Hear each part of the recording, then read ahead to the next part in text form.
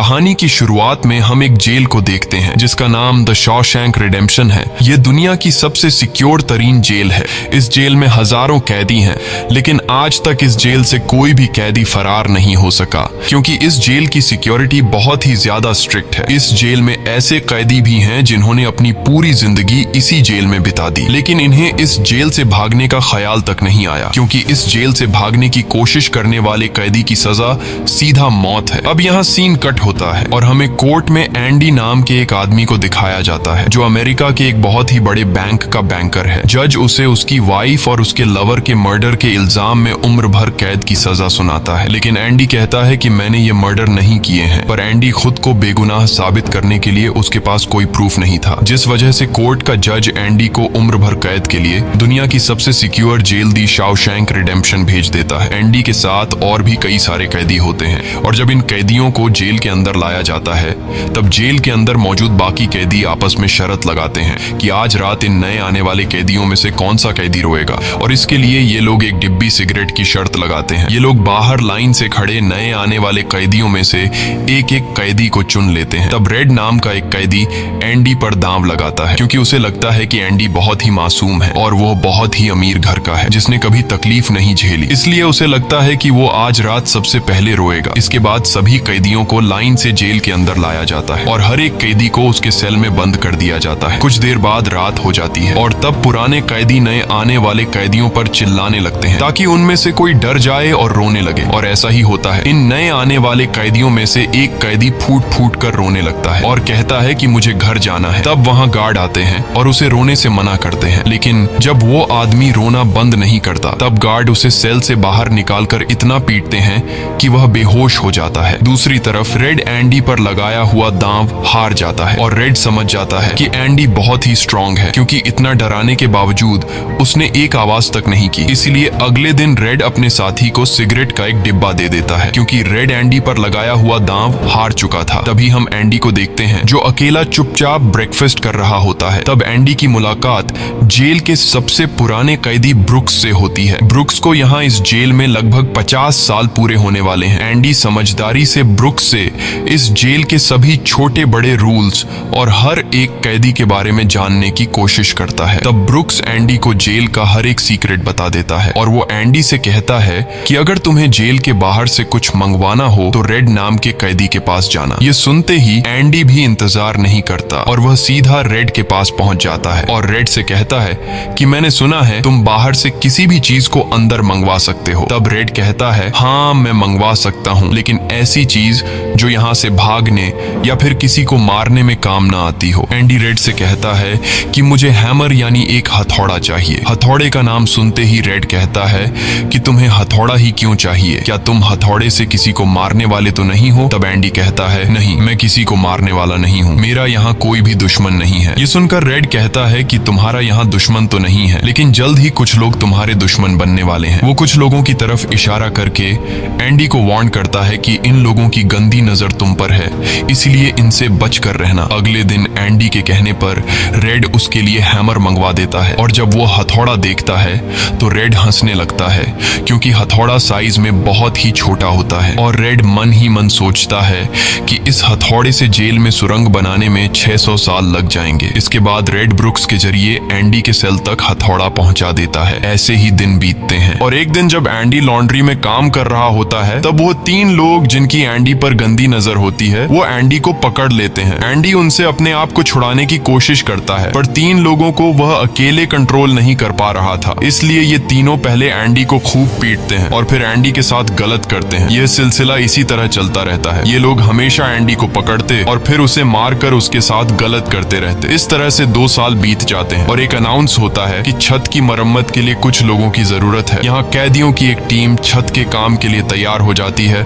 जिसमें रेड और एंडी भी शामिल होते हैं। ये लोग सब अपने काम पर लग जाते हैं और छत पर उनकी देखभाल की जिम्मेदारी एक बहुत ही सख्त सिक्योरिटी गार्ड की होती है, जिसका नाम हैडली है। हैडली बहुत ही स्ट्रिक्ट इंसान है जो जरा सी गलती पर कैदियों को बहुत बुरी तरह पीटता है। जब सभी कैदी छत पर काम कर रहे होते हैं तब हैडली थोड़ा परेशान होता है और अपने साथियों से कहता है कि मेरे भाई की हाल ही में मौत हुई है, जिसके अकाउंट में $30,000 पड़े हैं। अब मेरे भाई का मेरे अलावा इस दुनिया में और कोई नहीं है। है, इसलिए उसके पैसे पर मेरा हक बनता है। लेकिन परेशानी की बात यह है कि जब मैं इन $30,000 को अपने अकाउंट में ट्रांसफर करूंगा तब सरकार मुझसे टैक्स के रूप में सारे पैसे ले लेगी। हैडली जब अपने साथियों से यह बातें कर रहा था तब एंडी भी इसकी सारी बातें सुन लेता है। एंडी, जो कि एक बहुत बड़ा बैंकर है, उसे पता था कि इन पैसों को बिना गवर्नमेंट को टैक्स दिए कैसे निकाला जा सकता है। इसके बाद एंडी बिना सोचे हैडली के पास जाता है और उससे कहता है कि क्या तुम अपनी बीवी पर भरोसा करते हो? ये बात सुनते ही हैडली को गुस्सा आ जाता है और वह एंडी को पकड़कर छत के किनारे ले जाता है। लेकिन उसे नीचे फेंकने से पहले एंडी उसे बताता है, अगर तुम अपनी बीवी पर भरोसा करते हो कि वह तुम्हें धोखा नहीं देगी तो तुम आसानी से अपने भाई के पैसे अपनी वाइफ के अकाउंट में ट्रांसफर कर सकते हो, वह भी बिना टैक्स दिए, क्योंकि गवर्नमेंट का एक रूल है कि कोई भी इंसान अपनी पत्नी को पूरे जीवन में $60,000 तक गिफ्ट कर सकता है और इन पैसों पर कोई टैक्स नहीं लगता। और एंडी यह भी कहता है कि अगर तुम बाहर से किसी लॉयर को रखोगे तो वह तुमसे बहुत ज्यादा पैसे चार्ज करेगा, लेकिन मैं ये काम तुम्हारे लिए फ्री में कर सकता हूँ। तब हैडली पूछता है, बदले में तुम्हें क्या चाहिए? इस पर एंडी मुस्कुराते हुए कहता है, मुझे कुछ नहीं चाहिए, जब तुम्हारा काम हो जाए तुम बस मेरे सारे दोस्तों को बियर पिला देना। और अगले दिन सभी कैदी छत पर बैठकर बियर का मजा ले रहे होते हैं। यानी एंडी ने हैडली का काम कर दिया था, लेकिन एंडी बियर नहीं पीता। वह एक कोने में बैठकर सभी को बियर पीते देखकर खुश होता है। एंडी के साथी भी उससे बहुत खुश होते हैं, क्योंकि जेल में बियर पीना ऑलमोस्ट इम्पॉसिबल था, लेकिन एंडी की वजह से उनकी यह इच्छा पूरी हुई। फिर समय ऐसे ही बीतता है और एंडी और रेड की दोस्ती गहरी हो जाती है। कुछ दिन बाद जेल में सभी कैदियों को फिल्म दिखाई जाती है और सभी लोग रीटा हेवर्थ की फिल्म देख रहे होते हैं। तब एंडी रेड के पास आकर कहता है, मुझे रीटा हेवर्थ का एक बड़ा पोस्टर चाहिए। एंडी रेड से इसलिए पोस्टर मांगता है क्योंकि पूरे जेल में एक रेड ही था जो बाहर से किसी भी चीज को मंगवा सकता था। इसके बाद एंडी बाहर निकलता है, लेकिन जैसे ही वह बाहर आता है वहाँ वही 3 लोग खड़े होते हैं जो एंडी के साथ गलत करते थे। वह एंडी से कहते हैं, चलो हमारे साथ, लेकिन इस बार एंडी मना कर देता है। एंडी के मना करने पर वो लोग उसे पकड़ लेते हैं और उसके साथ जबरदस्ती करने की कोशिश करते हैं, लेकिन एंडी भी उनका मुकाबला करता है। पर वो लोग 3 होते हैं, जिस वजह से वो एंडी को बहुत ही बुरी तरह से पीटते हैं। पर आज ये लोग एंडी के साथ कुछ कर नहीं पाते, लेकिन एंडी को ये लोग इतना मारते हैं कि एंडी 1 महीने के लिए अस्पताल में चला जाता है और साथ ही वो आदमी जिसने एंडी को मारा होता है उसे 1 हफ्ते के लिए काल कोठरी में डाल दिया जाता है। 1 हफ्ते बाद जब वो वापस अपने सेल में आता है तो वहां पर वही ऑफिसर होता है जिसका एंडी ने $30,000 का टैक्स बचाया था। और इस ऑफिसर को किसी ने बता दिया था कि एंडी को इस आदमी ने इतना मारा है कि वो बेचारा 1 महीने के लिए अस्पताल में चला गया है। अब यहाँ वो ऑफिसर उस आदमी को इतनी बुरी तरह से मारता है कि वो हमेशा के लिए पैरालाइज हो जाता है। 1 महीने बाद जब अस्पताल से एंडी वापस अपने सेल में आता है तब उसे अपने सेल में रीटा हेवर्थ का एक बड़ा पोस्टर मिलता है, जो कि असल में एक वेलकम गिफ्ट होता है रेड की तरफ से। इस तरह से दिन गुजरते हैं और एक दिन जेल का वार्डन सिक्योरिटी गार्ड के साथ एंडी के सेल में आता है और उसके सेल की तलाशी करवाता है। सेल की चेकिंग लेने के बाद जब वार्डन को कुछ नहीं मिलता तब वार्डन की नजर सामने लगे पोस्टर पर पड़ती है। वार्डन कहता है कि वैसे तो मैं सेल में पोस्टर अलाउ नहीं करता, पर तुम इसे अपने सेल में लगा सकते हो। दरअसल तलाशी तो एक बहाना होता है। वार्डन को इस ऑफिसर ने बताया था कि किस तरह से एंडी ने उसका $30,000 का टैक्स बचाया, इसीलिए वार्डन अपने फायदे के लिए एंडी से मिलना चाहता था। एंडी के हाथ में बाइबल होती है जिसे वह ले लेता है और बाइबल को लेकर वह यहाँ से निकल जाता है। पर कुछ ही दूर जाने के बाद वह वापस लौट कर आता है और उसके हाथ में जो एंडी की बाइबल होती है वह उसे लौटाते हुए कहता है कि मुक्ति इसी में है। अगले दिन वार्डन एंडी को अपने ऑफिस में बुलाता है और कहता है कि तुम्हारे जैसे इंटेलिजेंट आदमी को जेल की सलाखों के पीछे नहीं रहना चाहिए। इसलिए वार्डन एंडी को लाइब्रेरी का असिस्टेंट बना देता है। लाइब्रेरी में वही बुक्स नाम का बूढ़ा आदमी होता है जो कई सालों से लाइब्रेरी संभाल रहा है। तभी वो ऑफिसर जिसके लिए एंडी ने $30,000 बचाए थे वह एक दूसरे ऑफिसर को एंडी के पास लेकर आता है। असल में उसे ITAR का मसला था जिसे कुछ ही मिनटों में एंडी भर देता है, जिस वजह से पूरे जेल में एंडी के चर्चे होने लगते हैं। जैसे जैसे साल बीतते हैं एंडी के पास काम बढ़ता चला जाता है, जिस वजह से एंडी को अपने पास एक असिस्टेंट की जरूरत पड़ती है और वो अपना असिस्टेंट अपने सबसे अच्छे दोस्त रेड को बनाता है। एक दिन लाइब्रेरी में ब्रुक्स एक कैदी के गले पर चाकू रख देता है और वो उसे बिना वजह मारने की धमकी देता है। असल में सरकार ने उसकी सजा माफ कर दी है, पर वो इस जेल को छोड़कर नहीं जाना चाहता। आज उसे इस जेल में पूरे 50 साल हो चुके हैं। उसकी पूरी जिंदगी इसी जेल में बीत गई है। और वो बिल्कुल भूल चुका है कि बाहर की दुनिया कैसी है। ये जेल की दुनिया ही उसकी असली दुनिया है और उसे लगता है कि अगर उसने किसी का खून कर दिया तो उसकी सजा बढ़ जाएगी और उसे इसी जेल में रखा जाएगा। एंडी के समझाने पर ब्रुक्स उस आदमी को जिसकी गर्दन पर उसने चाकू रखा था छोड़ देता है। अब न चाहते हुए भी ब्रुक्स जब जेल से छूटने के बाद बाहर आता है तो उसे बाहर की दुनिया बहुत अजीब लगती है। 50 सालों में बाहर की दुनिया की रफ्तार काफी ज्यादा बढ़ गई होती है। जहां सड़क पर पहले एक गाड़ी दिखती थी, अब सड़कों पर गाड़ियों की भीड़ है। कुछ दिन बाद वो एक सुपरमार्केट में काम करने लगता है, लेकिन उसका बाहर की दुनिया में बिल्कुल भी मन नहीं लगता। उसे बार बार जेल की याद आती है और वो जेल में वापस आना चाहता है। इसीलिए वो कभी कभी सोचता है कि वो कोई क्राइम करे ताकि वह फिर से इस जेल में जा सके। लेकिन ब्रुक्स इस उम्र में कोई भी क्राइम नहीं करना चाहता था और इस भीड़ भाड़ वाली तेज रफ्तार वाली जिंदगी में ब्रुक्स सरवाइव नहीं कर पाता और अपनी जान दे देता है। मरने से पहले वो जेल में अपने साथियों के नाम एक खत लिखता है, जिसे पढ़ते हुए सभी बहुत ज्यादा इमोशनल हो जाते हैं। वहीं हमें जेल दिखाई जाती है जहां पर वार्डन एक नया प्रोग्राम शुरू करता है। इस प्रोग्राम में जेल की कैदियों को बाहर ले जाकर काम करवाया जाएगा ताकि उन्हें पता चल सके कि मेहनत से पैसे कैसे कमाए जाते हैं। और कैदी भी इस काम के लिए मान जाते हैं क्योंकि वह सब भी बाहर की हवा खाना चाहते थे। और इस तरह से वार्डन इन कैदियों से काम लेता है। पर इस प्रोजेक्ट के जरिए वार्डन को बहुत सारे कॉन्ट्रैक्ट मिल जाते हैं क्योंकि जेल के कैदियों की लेबर बहुत सस्ती होती है और जो बाहर की लोकल कंस्ट्रक्शन लेबर की टीम होती है उन्हें कहीं पर भी काम नहीं मिलता क्योंकि वार्डन उनका काम आधी कीमत पर अपने कैदियों से करवाता है। और वार्डन आधी कीमत पर काम इसलिए करता है क्योंकि कैदी कोई लेबर तो थे नहीं जिनको वार्डन दिहाड़ी दे पाता। इसलिए वार्डन फ्री में कैदियों से काम करवाकर बहुत सारा पैसा कमाने लगता है और उसका यह पैसा ब्लैक का होता है। लेकिन एंडी एक बैंकर होने की वजह से वार्डन का सारा ब्लैक मनी व्हाइट में बदल देता है। दरअसल एंडी इन पैसों को एक ऐसे आदमी के नाम पर जमा करता है जो इस दुनिया में है ही नहीं और वह उसके अकाउंट में सारा पैसा ट्रांसफर कर देता है ताकि अगर कल को पुलिस को पता भी चल जाए तो पुलिस एक ऐसे आदमी को ढूंढ रही होगी जो इस दुनिया में कभी पैदा ही नहीं हुआ। अब यहाँ जेल में एक नया कैदी आता है जिसका नाम टॉमी है। टॉमी बहुत यंग होता है और वह इस छोटी सी उम्र में कई सारी जेलों में जा चुका है। टॉमी एक बहुत ही फ्रेंडली नेचर का था, इसलिए उसकी जल्द ही जेल में बहुत से कैदियों से दोस्ती हो जाती है। एक दिन खाने की टेबल पर टॉमी सबसे कहता है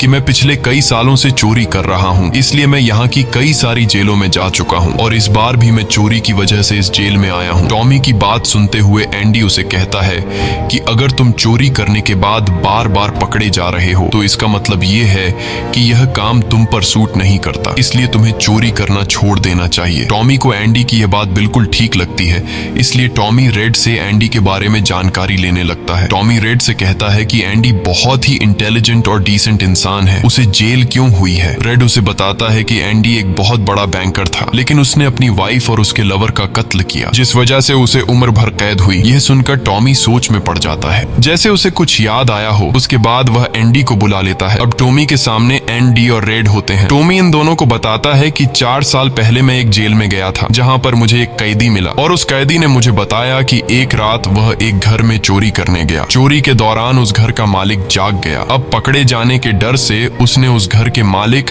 और उसकी पत्नी को मार डाला। बाद में उसे पता चला कि वो दोनों पति पत्नी नहीं थे बल्कि लवर थे और वो औरत एक बहुत बड़े बैंकर की पत्नी थी। कुछ समय बाद जब मैंने अखबार में न्यूज पढ़ी तो मुझे पता चला कि पुलिस ने जब इन 2 मर्डर्स के बारे में जांच की तो पुलिस को शक हुआ कि इन दोनों को बैंकर ने मारा है। इसलिए बैंकर को उसकी पत्नी और उसकी पत्नी के लवर के हत्या के इल्जाम में गिरफ्तार कर लिया गया। यहाँ हमें पता चलता है कि एंडी बेगुनाह था। ये सब जानने के बाद एंडी वार्डन के पास जाता है और उससे ये सारी बातें बताता है, पर वार्डन जानबूझकर उसकी बातों पर विश्वास नहीं करता क्योंकि एंडी वह इंसान है जो उसके काले पैसों को व्हाइट में बदलता है और वार्डन के सारे राज जानता है। इसलिए अगर एंडी यहाँ से चला गया तो वार्डन न तो और पैसे कमा पाएगा और शायद उसके ब्लैक पैसों का राज भी खुल जाएगा। इसलिए वह एंडी से कहता है कि यह एक झूठी कहानी है, मुझे ऐसी कहानियां रोज सुनने को मिलती हैं। एंडी वार्डन से वादा करता है कि अगर मैं आजाद भी हो गया तो मैं तुम्हारा राज ही रखूंगा। लेकिन वार्डन एंडी की कोई भी बात नहीं सुनता। यह देखकर एंडी को बहुत गुस्सा आता है कि मैंने इस आदमी की इतनी मदद की लेकिन आज बेगुनाह होने के बावजूद भी मुझे यह बाहर नहीं जाने दे रहा। इसलिए एंडी वार्डन पर चिल्ला पड़ता है। तब वार्डन एंडी को 1 महीने के लिए काल कोठरी में डाल देता है और उसके बाद वह सीधे टॉमी के पास जाता है और वार्डन टॉमी से पूछता पूछता है कि क्या तुमने जो बातें एंडी को बताई हैं वह सारी सच हैं? टॉमी कहता है हाँ, ये बिल्कुल सच है। इसके बाद वह टॉमी से कहता है कि क्या अगर तुम्हें कोर्ट में बुलाया जाए तो तुम कोर्ट में इस बात की गवाही दे सकते हो? तब टॉमी कहता है हाँ, मैं इसके लिए तैयार हूँ। यह सुनते ही वार्डन ऊपर गार्ड को इशारा करता है और वह गार्ड टॉमी को गोलियों से छलनी कर देता है। इसके बाद वार्डन एंडी के पास जाता है और उसे कहता है कि टॉमी ने भागने की कोशिश की थी, इसलिए उसे गोली मार दी गई। लेकिन एंडी समझ जाता है कि टॉमी को क्यों मारा गया और एंडी मन ही मन सोचता है कि वार्डन बहुत ही घटिया इंसान है। एंडी वार्डन से कहता है कि आज के बाद मैं तुम्हारा काम कभी नहीं करूंगा। तब वार्डन कहता है कि मेरा काम तो तुम्हें ही करना पड़ेगा, वरना मैं यह जेल तुम्हारे लिए नरक बना दूंगा। और जाते हुए वार्डन सिक्योरिटी गार्ड से कहता है कि उसे 1 और महीने के लिए काल कोठरी में रखो। काल कोठरी एक बहुत ही खौफनाक जगह थी जहाँ काले अंधेरों में कैदी को पूरे 1 महीने रहना पड़ता था। अब एंडी इस काल कोठरी में 1 महीना तो बिता चुका था, लेकिन अब उसे 1 और महीना उसी अंधेरे वाले छोटे से कमरे में बिताना पड़ेगा। बाहर पूरे जेल में यह खबर फैल जाती है कि एंडी उस गुनाह की सजा काट रहा है जो उसने कभी किया ही नहीं था। जेल के अंदर मौजूद सभी कैदियों को एंडी के लिए बहुत दुख होता है। अब काल कोठरी में पूरे 2 महीने गुजारने के बाद जब एंडी बाहर आता है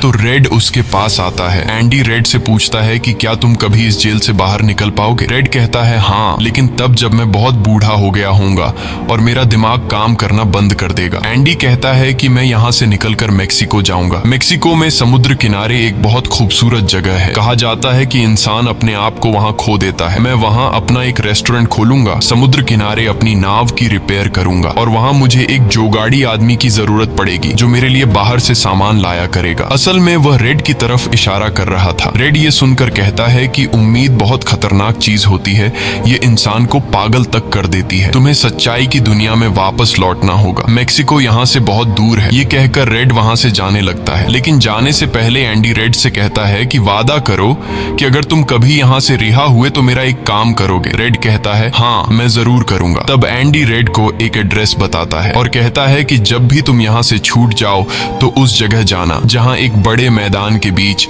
एक खूबसूरत पेड़ है। उसी पेड़ के नीचे मैंने अपनी वाइफ को प्रपोज किया था। वह रेड से कहता है कि उसी पेड़ के नीचे एक दीवार के अंदर तुम्हें काले रंग का पत्थर मिलेगा जिसके नीचे मैंने एक बॉक्स छिपाया है और जब भी तुम रिहा हो जाओगे तो वहां जाकर उस पत्थर के नीचे उस बॉक्स को देखना कि उसमें क्या है। यह कहकर एंडी वहां से चला जाता है और सीधा वार्डन के पास पहुंचता है। वह वार्डन का काम पूरा करके उसके सारे डॉक्यूमेंट्स एक खास तिजोरी में रखता है। डॉक्यूमेंट्स रखने के बाद वार्डन एंडी को अपने कपड़े देता है। वह एंडी से कहता है कि मेरे कपड़े प्रेस करवा देना और मेरे जूतों को शीशे की तरह चमका देना। इसके बाद एंडी वापस अपने सेल में आ जाता है। वहीं दूसरी तरफ रेड आज रात बहुत परेशान होता है क्योंकि उसे डर था कि एंडी कहीं खुद को मार न दे। इस तरह से रात गुजर जाती है और सुबह होती है। सुबह होते ही सभी कैदियों के सेल के दरवाजे खुल जाते हैं और सभी कैदी बाहर आ जाते हैं, लेकिन एंडी सेल से बाहर नहीं आता। ये पिछले 20 सालों में पहली बार ऐसा हो रहा था कि कोई कैदी सुबह अपने सेल से बाहर नहीं आया। तब रेड की नजर भी एंडी के सेल की तरफ होती है और रेड की परेशानी बढ़ती रहती है कि कहीं एंडी ने खुद को मार तो नहीं दिया। तभी एक गार्ड बहुत गुस्से में एंडी के सेल की तरफ जाता है, लेकिन वहां पहुंचकर जब वह देखता है तो उसकी आंखें खुली की खुली रह जाती हैं क्योंकि अंदर सेल में कोई भी नहीं था और एंडी वहां से फरार हो चुका था। अब हम वार्डन को देखते हैं जो अपने जूते पहनने के लिए निकालता है, लेकिन उस बॉक्स में उसके नहीं बल्कि एंडी के पुराने जूते होते हैं। और तभी पूरे जेल में सायरन बजने लगता है और यह सायरन होता है किसी कैदी के भागने का। वार्डन तेजी से एंडी के सेल में जाता है और वहां वह देखता है कि एंडी नहीं है। इसके बाद वह सिक्योरिटी गार्ड से कहता है कि जाओ और रेड को बुलाकर लाओ क्योंकि वह हमेशा एंडी के साथ रहता था। यहाँ पर रेड को भी बुलाया जाता है। वार्डन रेड से पूछता है कि यह एंडी कहाँ है। रेड कहता है कि मुझे क्या पता। इस बात पर वार्डन को बहुत गुस्सा आता है। वह कहता है क्या वह कोई भूत था जो रातों रात यहाँ से गायब हो गया। गुस्से में वार्डन वहाँ पड़े पत्थर उठाता है और उनसे गार्ड्स और रेड को मारने लगता है और एक पत्थर वह उस पोस्टर पर भी मारता है जो दीवार पर लगा होता है, पर पत्थर टकराकर नीचे नहीं गिरता बल्कि पोस्टर के आर पार हो जाता है। और जब वार्डन उसके अंदर हाथ डालता है तो देखता है कि एंडी ने वहाँ एक बहुत बड़ी सुरंग बना रखी थी जिसे देखकर सब हैरान हो जाते हैं क्योंकि यह दीवार बहुत मजबूत होती है। बिना मशीन के इस दीवार में सुरंग बनाना लगभग नामुमकिन था, पर एंडी ने नामुमकिन को मुमकिन कर दिखाया और यहाँ से फरार हो गया। इसके बाद सभी गार्ड्स वहाँ जाते हैं जहाँ से एंडी बाहर निकला था वहाँ उन्हें एंडी के पुराने कपड़े और वह हथौड़ी मिलती है जो आज से 20 साल पहले एंडी ने रेड से मंगवाई थी। ये वही हथौड़ी होती है जिससे पिछले 20 सालों से एंडी अपनी सेल की दीवार में सुरंग बना रहा था। 20 सालों से एंडी ने यह काम इतनी बारीकी से किया कि किसी को पता तक नहीं चला। साथ ही दीवार से जो भी मिट्टी निकलती थी वह उसे अपनी जेब में रखकर ग्राउंड में बिखेर देता था। एंडी ने आखिरी बार जब वार्डन के लिए काम किया था तो वह वार्डन के काले पैसों के सारे डॉक्यूमेंट्स अपने पास रख लेता है और उसके पास जो उसकी बाइबल होती है वह उसे वार्डन की नजरों के सामने चालाकी से उसकी तिजोरी में रख देता है और एंडी वार्डन को ऐसे दिखाता है कि जैसे ये बाइबल नहीं बल्कि उसके डॉक्यूमेंट्स हैं। साथ ही वार्डन ने जो अपने कपड़े उसे प्रेस करने के लिए दिए थे, एंडी पहले वार्डन के कपड़ों को पहनता है और फिर उसके ऊपर अपने पुराने कपड़े पहन लेता है और वे जूते जो वार्डन ने उसे शीशे की तरह चमकाने के लिए दिए थे, एंडी उन्हें पहनकर निकल जाता है। रात को जैसे ही सारी लाइट्स बंद होती हैं,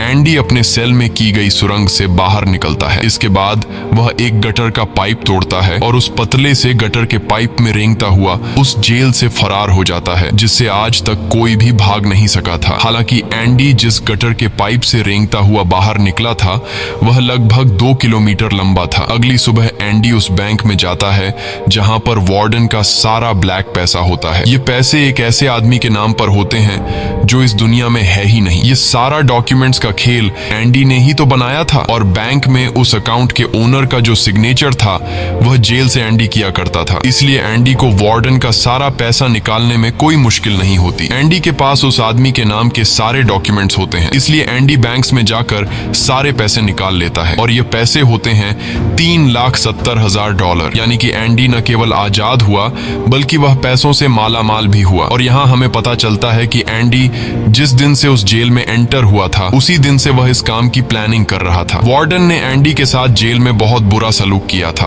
और उसने टॉमी को भी मार दिया था, इसलिए वह वार्डन के काले पैसों के सबूत मीडिया को देता है। अगली सुबह यह खबर न्यूज़पेपर में छप जाती है और जब वार्डन तिजोरी खोलकर देखता है तो उसमें उसके डॉक्यूमेंट्स नहीं बल्कि बाइबल होती है। बाइबल के पहले पेज पर एंडी ने लिखा होता है कि तुमने सही कहा था, मुक्ति इसी में है। और जब वार्डन पेज पलटता है तो वह देखता है कि वहां पर हथौड़ी का एक निशान होता है। दरअसल एंडी ने बाइबल के पेजेस को हथौड़ी की शेप में काटकर एक सांचा बनाया हुआ था जिसके अंदर वह अपनी हथौड़ी छिपाया करता था। और आज से 20 साल पहले जब वार्डन पहली बार एंडी की सेल में गया था और उसने एंडी की बाइबल उसके हाथ से लेकर वापस उसे लौटा दी थी, उस समय भी वह हथौड़ी उसी बाइबल के अंदर थी। यह देखकर वार्डन को एक बहुत बड़ा झटका लगता है। दूसरी तरफ वार्डन के काले पैसों की खबर पूरे शहर में फैल चुकी थी, इसलिए जेल के बाहर रिपोर्टर्स और पुलिस वार्डन को गिरफ्तार करने के लिए आ रही होती है। और इससे पहले कि पुलिस उसे गिरफ्तार करती,